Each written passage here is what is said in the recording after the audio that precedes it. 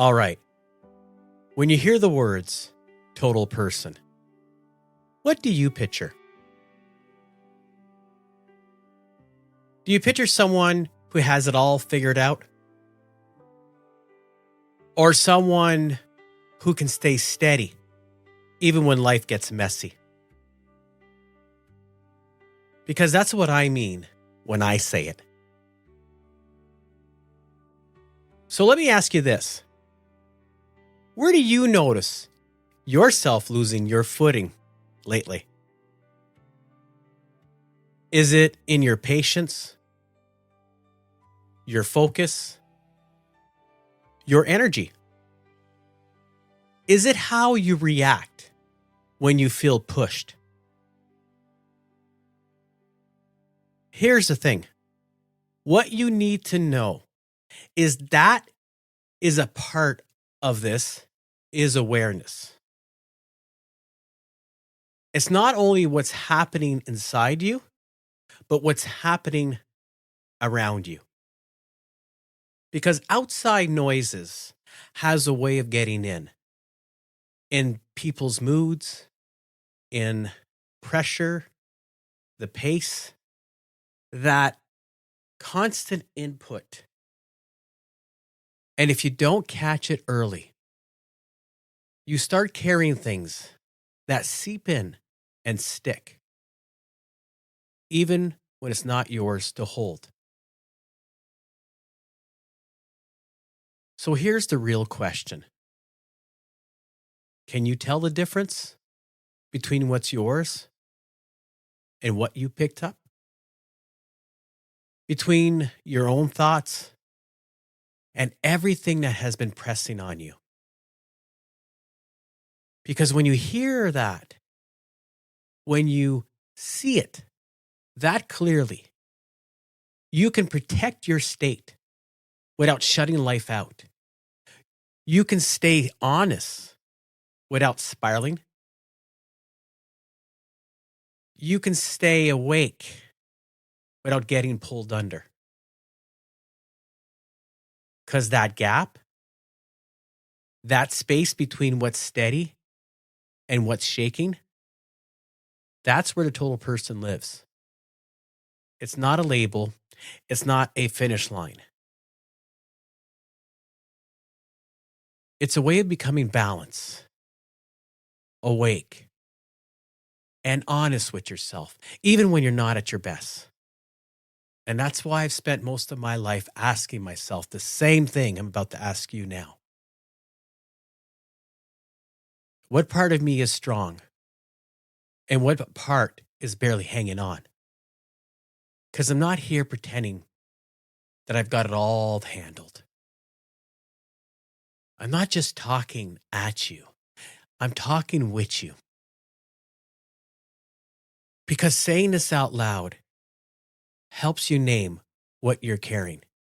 And it helps me do the same.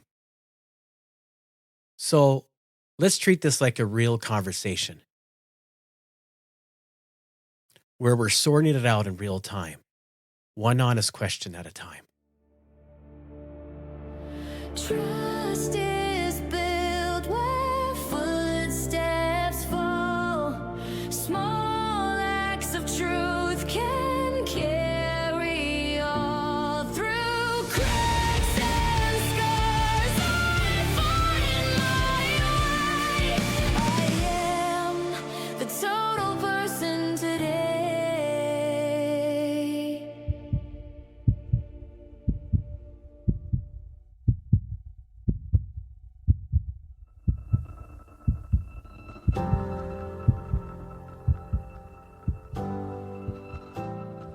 All right, I'm not here to lecture you. I'm here because the stories I've lived and the lessons I've scraped together only started to make sense when I put them in conversations with people who think deeper than I do. The Stoics, the modern voices, the ones who challenge me, steady me, and call me out when I drift away. So that's the point of this space. We take what life throws at us We hold it against wisdom that have survived for centuries.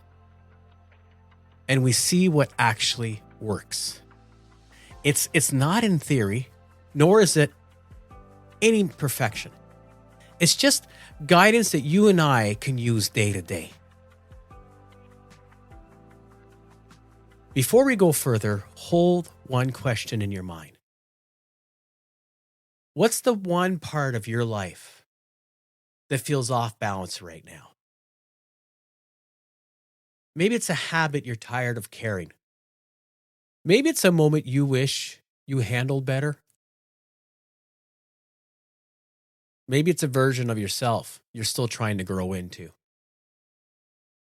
And if you're there, just know I'm there too. That's where the total person begins. In that honest moment inside of you that says, this needs my attention.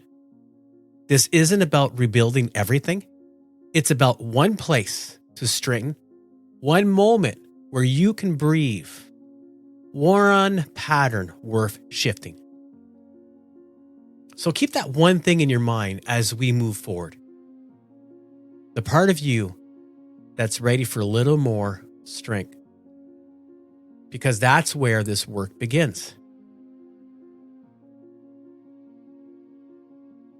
Before we talk storms, here's what you should know. The total person didn't start as a big idea. It started because I couldn't keep lying to myself. I was good on paper. I was fine out loud. But I was constantly in survival mode. And I didn't like who I was becoming under pressure. So I built a standard that forces one thing: honesty. Not because I want to look good. It's the kind where you can admit this is costing me before it breaks you. That's the creation. It's not a motivation, nor is it polished at any means. It's a line in the sand. All right, let's get one thing clear. Hard lessons don't just happen around you. They happen inside of you. And you don't have to face any of it alone. Storms have a way of cracking you open. And most of the time, you don't see it coming just in one big moment. It starts small. It could be a shift in your mood, a short fuse, a mind that won't shut off. Then you look up and realize you've been carrying too much for too long. So let's just slow it down here and make it visual. I want you to close your eyes and picture a cabin on the lake.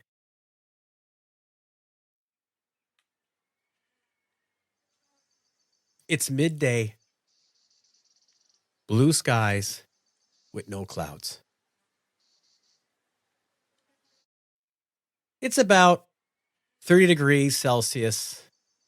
It's that kind of day that makes you think, yeah, this is it. This is awesome. You can hear a bit of life around you, a voice in the distance, someone on a dock. Nothing loud, just enough to remind you you're not alone. Now picture yourself on that lake in a kayak. The water is calm. It almost looks like a mirror. There's no wind, no choppiness. Just your paddle slides through without effort. And each stroke feels like it's natural, just like breathing. And yeah, that calm feels great. But when it gets too calm, too quiet, I can't seem to relax. It's like my system wants a bit of movement. Like when I sleep, I need a fan. I need some noise. Because if it's dead quiet, my mind doesn't settle. So out there on that glass water, my mind starts doing what it does. A memory shows up. Something you said last week, a moment you replay, a version of you that still stings. A plan shows up, what you need to fix, what you need to say, the next meeting, the next conversation. A worry shows up. What if I mess it up? What if I'm behind? What if I can't keep this pace? It's like my mind creates wind just to feel something move.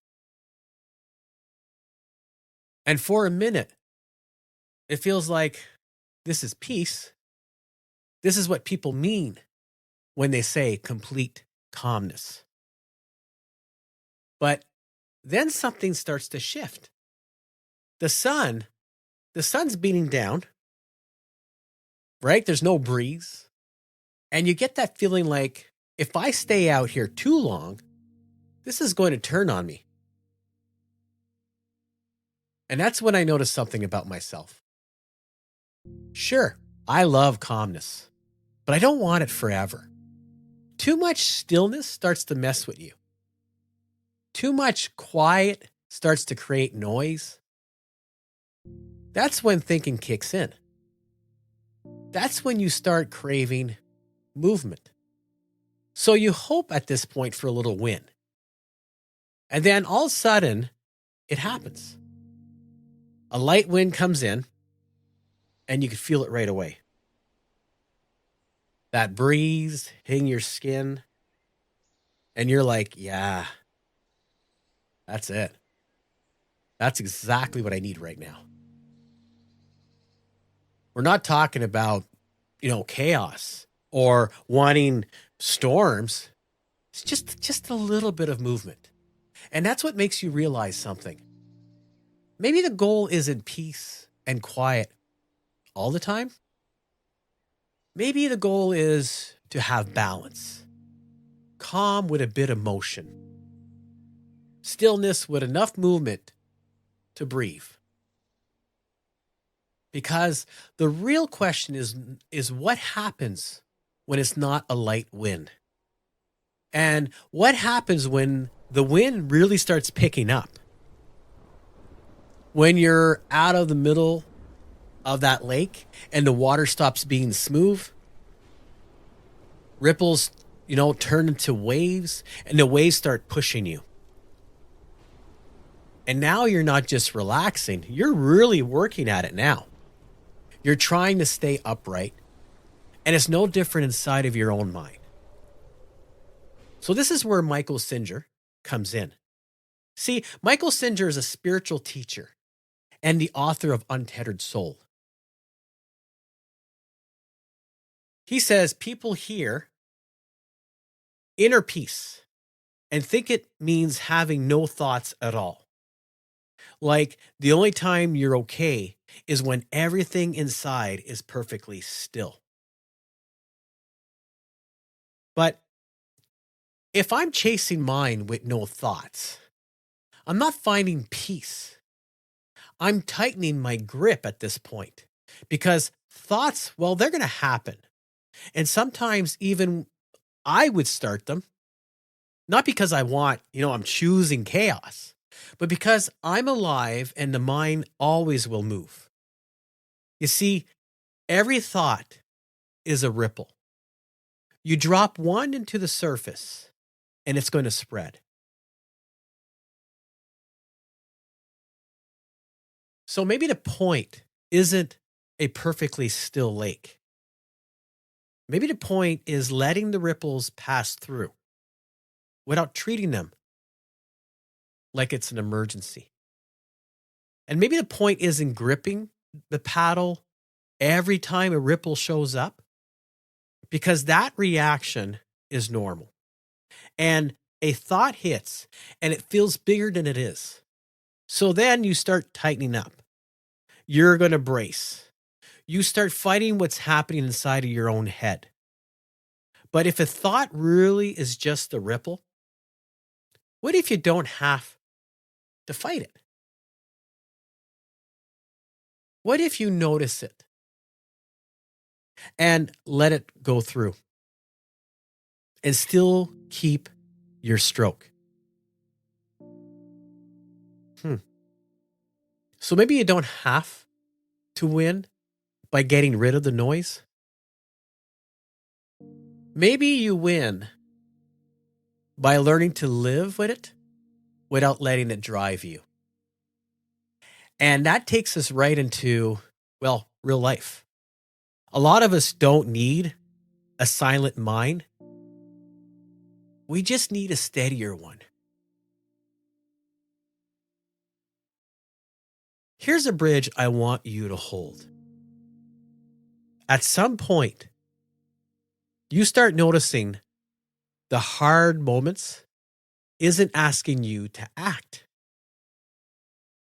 It's asking you to pay attention to what you're feeling, to what the other person is holding, to what the moment actually needs. And you start to notice something else too. The more you try to force things, the less they move. But when you settle yourself first, you create enough space for the right next step to show up.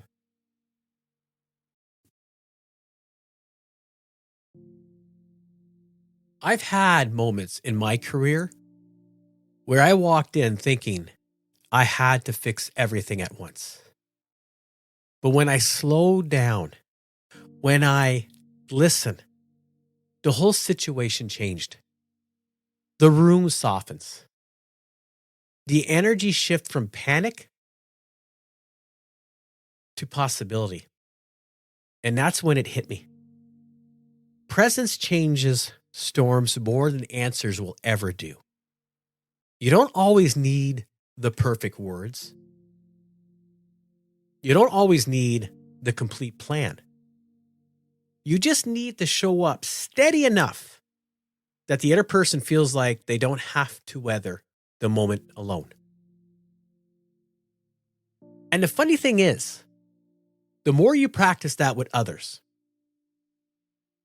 the more you start doing it yourself. You catch the moment where your mind spins. You feel the tension rise in your chest. You hear old stories trying to take over. And instead of spiraling, just pause. Pause long enough to see what's actually happening. Because that pause becomes your foothold. That breath before becomes your anchor. And from that place, you start asking different questions. Who do I want to be when the storm hits next? What version of me walks into the room when everything is uncertain? That's where the real work starts. And that's exactly where the thinkers at my round table come in. Pull up a chair. Today at the head of the table sits Marcus Aurelius, the emperor, the philosopher. And here's what most people forget about Marcus. He wasn't writing for an audience. He wasn't crafting quotes for the future. He was just talking to himself, trying to keep his head straight while carrying the weight of an empire. Think about that. War, politics, loss, pressure, responsibility. And in the middle of all that, his private notes are reminders to calm his mind before he reacts. That tells you something. Even in the strongest people are managing noise in their own head. Strength isn't having everything handled. Strength is knowing how to come back to yourself when everything around you is loud. So when he writes, you have the power over your mind, not outside events. He's not preaching there. He's reminding himself in the middle of pressure. He's saying the only steady ground he can stand on is the way he chooses to respond. That's the lesson. You can't control the weather. You can't control people. You can't control timing or outcomes. But you can control the moment you decide on how you're going to meet what's in front of you.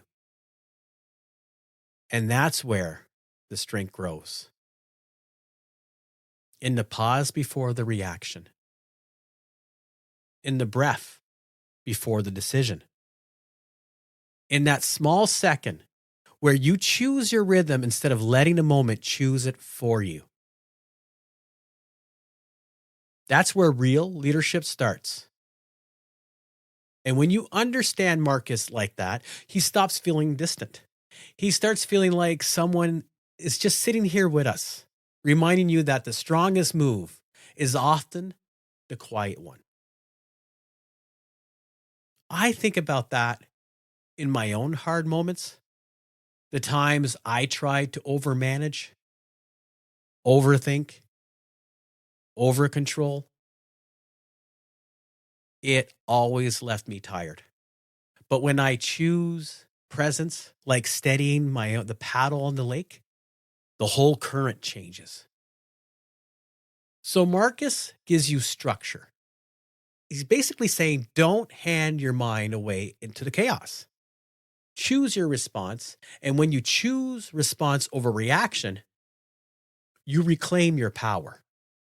Not over other people, over your own state. I see this every day in teams, in claims, in life. People who pause before they speak change the whole room. They set a rhythm others follow without even realizing it. That's leadership. Now, there's another side to this work, because even if you understand structure, you still have to deal with the noise inside of you. That's where Singer enters the table. He reminds you that thoughts are like ripples on the water. They show up, they move, they pass. The more you fight them, the more they hang around. But when you let them move through without grabbing them, the mind settles on its own. Singer points to simpleness. Don't fight every disturbance. Let the water settle. Now connect that back to Marcus. Marcus says, you have the power over your mind. Singer adds, stop clinging to the thoughts that shake it. You got two voices from completely different times, pointing at the same truth from different angles. So Marcus gives you structure. Singer gives you release. And together, they teach rhythm. Because trying to control the storm has never worked. You can't command the wind. You can't force stillness. But you can learn to paddle steady through whatever shows up. That's where strength forms. Strength isn't control. Strength is rhythm. And I'll be honest, it's not easy. There are days my thoughts pull me under before the water even moves. You know, the mind spins. The pressure builds from the inside out. And then I realize something. It wasn't the situation that drowned me. It was the story I told about it. That's what Marcus was writing for. That's what Singer was keep pointing to. That you can't stop the ripples, but you don't have to become them either. And when you start seeing that clearly, you begin to notice the difference between the two things. The pressure you're actually in and the pressure your mind is adding on top of it. Most days, that difference is everything. So here's rhythm. When the water moves, move with it. When thoughts rise, let them pass. And when life gets rough, man, just keep paddling. Rhythm isn't perfection. It's awareness in motion. Knowing when to pull and when to rest. When to speak and when to breathe. When to push forward and when to float for a second. It's not about winning a moment. It's about staying present enough to meet it. And maybe that's the point what both Marcus and Singer were chasing. Life isn't about conquering the waves. It's remembering you can stay upright in them. So the next time you feel chaos pulling at you, remember this. Your paddle is in the water. And it's not there to fight the storm.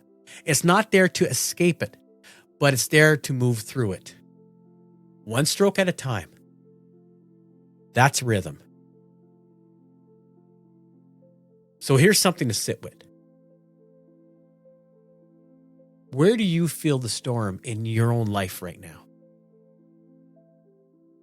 Is it outside or a pressure? Is it inside? The storm of your own mind.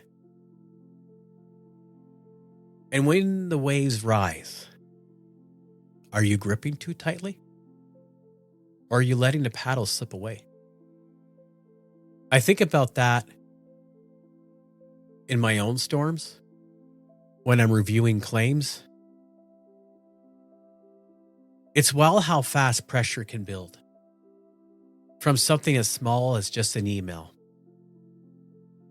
Pushback comes in sharp, defensive, impatient, even condescending. I feel it right away. That urge to want to fire back. One part of me wants to match the tone. Another part of me says, pause. That's the battle Marcus was writing about. Every time the choice is the same. Do I grip harder and drain myself? Or do I steady the paddle and choose my response? Because some storms are real and external, but the ones that wreck you fastest are the ones that get triggered inside of you. The ones that make you feel like you have to defend yourself. Prove something. Match someone's heat. We've all had that moment. An email hits wrong. A sentence feels like a shot. And suddenly, the storm isn't in the message. It's in your reaction to it. But when you slow the moment down, even one step, you change the direction. You show up with clarity instead of impulse. You respond instead of react. And the storm inside of you loosens its grip. That's presence. And presence turns a messy moment into an opportunity for leadership, for trust, staying true to who you want to be. So here's the big question. What pressures are you carrying into every conversation that has nothing to do with the moment in front of you? And here's what I didn't understand when I was younger. I thought pushing through was strength. I thought ignoring the signs made me tougher. But it just piled weight on weight until something inside me buckled. You think you're strong because you're holding it together. But the real strength is noticing the tension before it becomes damaged. And it's admitting the tank is empty instead of pretending you can keep going forever. And the more I paid attention, the tightening in my chest, the short fuse, the brain fog, the heaviness, the more I realized those weren't weaknesses, they're warnings. And warnings give you time. They give you a chance to react, to adjust before you break. That's where leadership shows up. Not when everything's perfect. Not when the plan is clean. When the pressure is close enough that you can feel the air change. It's the moment someone pushes your buttons and you take that one breath before you answer. It's the moment your team looks stressed and you slow the pace so people can catch their footing.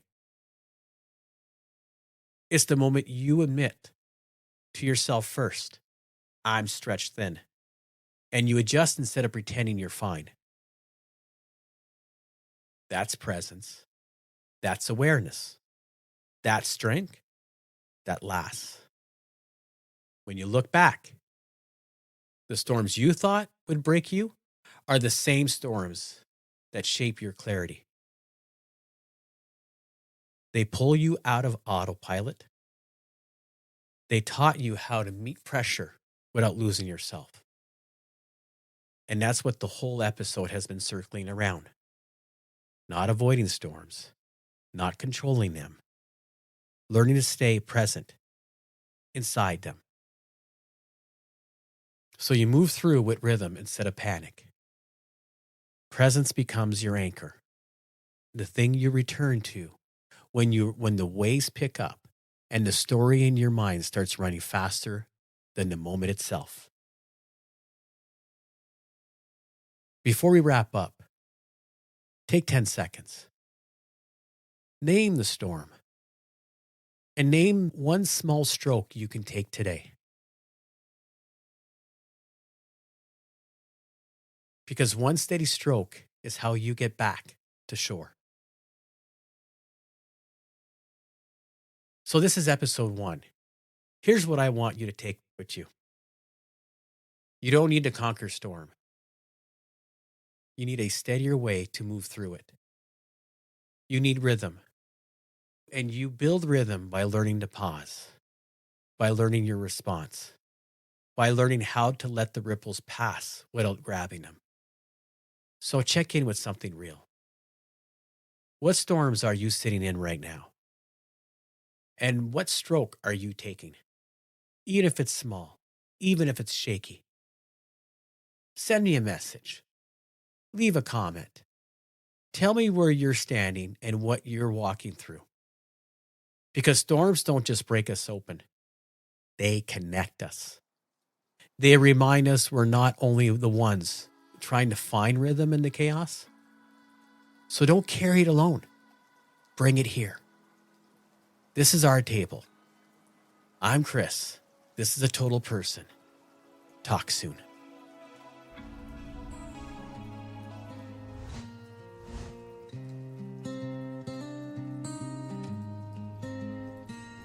The storm inside can pull me away, but I pause, I breathe, I choose to stay. Strength is the silence between